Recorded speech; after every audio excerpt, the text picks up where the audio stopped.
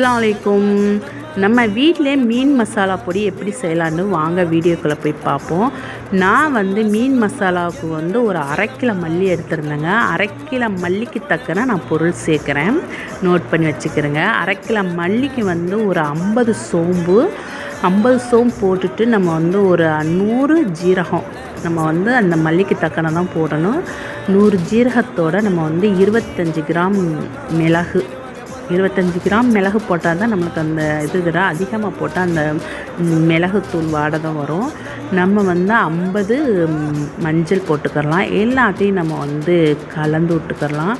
எல்லாத்தையும் ஒன்று கூட கலந்து விட்டுட்டு நம்ம 1/2 கிலோ மல்லிக்கு நான் 1/4 கிலோ மிளகாய் வாங்கியிருந்தேன். அந்த 1/4 கிலோ மிளகாய்னா ரொம்ப காரமாக தான் இருக்கும். நாங்கள் காரம் ரொம்ப கம்மியாக சேர்ப்போம்னால நான் 1/4 கிலோ மிளகாயில் நான் பாதி தான் போட்டேன்.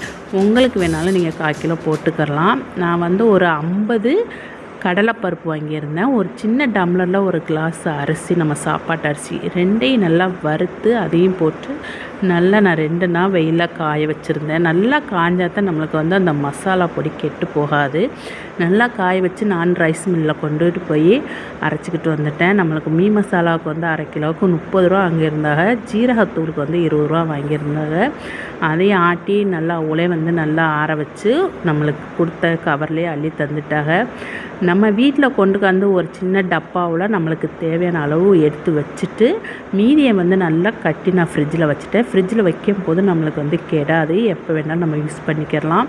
இந்த வீடியோ பிடிச்சிருந்தால் லைக் பண்ணுங்கள், ஷேர் பண்ணுங்கள், கமெண்ட் பண்ணுங்கள், சப்ஸ்கிரைப் பண்ணுங்கள், சப்போர்ட் பண்ணுங்கள். அடுத்த இன்னொரு வீடியோவில் நான் ஜீரகத்தூள், கறி மசாலா தூள் அது எப்படி செய்கிறான்னு நான் வீடியோவில் போடுறேன்.